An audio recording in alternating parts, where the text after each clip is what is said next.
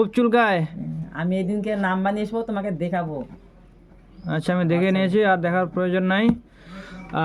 শীতকালে বাড়ে, আপনার বুঝতে পারেন। গরমকালে বর্ষাকালে ওরকম কিছু মনে হয় না। মানুষের জেনারেলি গরমকালে চুলকানি বেড়ে যায়, চামড়ার সমস্যা বাড়ে, সেরকম নয়। গরমের সময় এরকম বাড়ে আসতো না। শীতকালে বেশি হয়। শীতকালে বেশি হয়। Winter aggravates.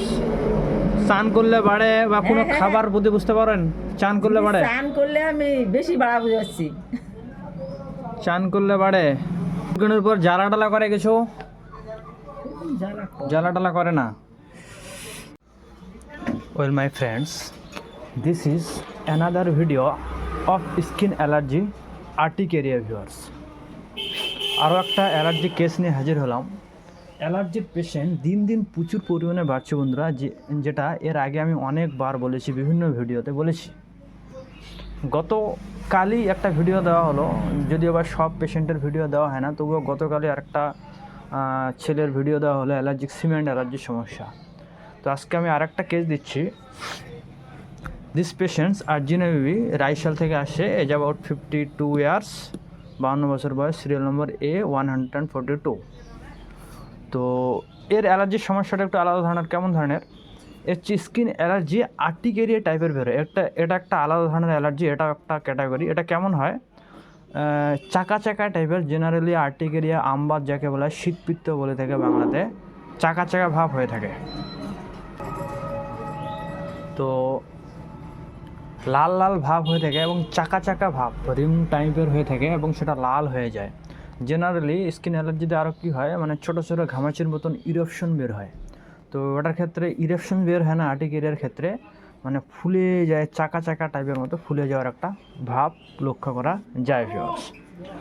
তো এটা অনেক দিন ধরে সমস্যাটা, মোটামুটি 3 থেকে 4 বছর কেস টেকিং করা হয়েছে। এবং একটা গুরুত্বপূর্ণ সিমটমস কি, সেটা হচ্ছে সিজনের মধ্যে শীতকালেই বেশি দেখা যায় বন্ধুরা। গ্রীষ্মকালে বর্ষাকালে অতটা অ্যালার্জিটা অনুভব করে না, কিন্তু শীতকালে, এখন বর্তমান উইন্টার সিজন চলছে, শীতকাল চলছে, এই সময় শীতকালে এটি অ্যাগ্রাভেশন দেখা যায়। এবং বাত অ্যাগ্রাভেশন, স্নান করলে বৃদ্ধি পায়। এর আগে অয়েল ইউজ করেছে, স্কিন ডার্মাটোলজিস্ট দেখিয়েছিল, চামড়ার ডাক্তার বিভিন্ন ধরনের অয়েন্টমেন্ট লোশন প্রেসক্রাইব করেছিল শরীরে লাগানোর জন্য। তো সাবটেস্ট হয়েছে। তার সাথে আমি লক্ষ্য করলাম মুখের মধ্যে ফেস বডি ড্রাইনেস ভাব আছে, এবং রেকটামের মধ্যে ইচিং আছে ভিউয়ার্স। তো এটাই হচ্ছে আর মেন কমপ্লেন এনার।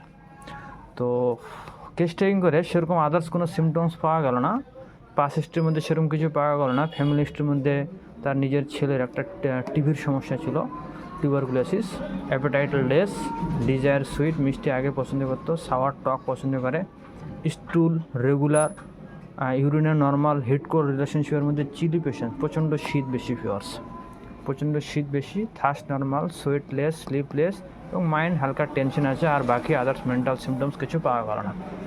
তো আমি এই পেশেন্টটাকে ফার্স্ট চয়েস অফ মেডিসিন হিসেবে হেপারসাল প্রেসক্রাইব করলাম। এর কারণ হচ্ছে স্কিন অ্যালার্জি আর্টিকেরিয়া,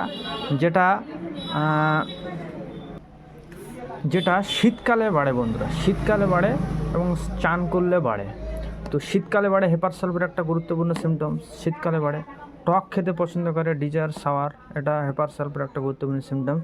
এবং হিট কোল্ড রিলেশনশিপের মধ্যে প্রচণ্ড চিলি পেশেন্ট বন্ধুরা, প্রচণ্ড শীত শীত ভাব থাকে। গরমকালে খুব একটা কিছু অসুবিধা হয় না, কিন্তু শীত আসলে বিভিন্ন ধরনের অসুবিধা শুরু হয়, শীত কাতর। তো এই 3টা সিমটমসের উপর ভিত্তি করে আমি পেশেন্টটাকে hepar sulph 50 millesimal scale of potency 0/1 daily in the morning prescribe করলাম। তার সাথে আপাতত যে চুলকানিটা, র্যাশেসটা বের হয়ে আছে, এটা প্যালিয়েটিভ হিসেবে সাপোর্টিং একটা মাদার প্রেসক্রাইব করলাম, আর্টিকা Uranus TDS 4 to 5 drops with some water, TDS after food viewers. তো আশা করছি একবারের মধ্যে অনেকটা উন্নতি হবে, যেটাতে প্রায় বেরোতো স্কিন অ্যালার্জিটা, সেটা ধীরে ধীরে কমে যাবে এবং পার্মানেন্টভাবে ঠিক হবে। আমি ফলো আপকে দেখানোর চেষ্টা করবো। তবে ম্যাক্সিমাম ক্ষেত্রে কী হয়, রুগীরা ঠিক হয়ে গেলে, কমে গেলে, গ্রামের ক্ষেত্রে এটা জিনিস বেশি লক্ষ্য করা যায়, ঠিক হয়ে যাওয়ার পর বা আরাম লেগে গেলে সেটা ওষুধ আসে না, বাদ দেয়, আবার যেমন মাসখানেক পর আবার দেখা যায়, তখন আবার আসে। তো রুগী যদি আসে নিয়মিত, তার ফলো আপ কেস আমি আপনাদের দেখানোর চেষ্টা করবো। তো বন্ধুরা, থ্যাংক ইউ সো মাচ।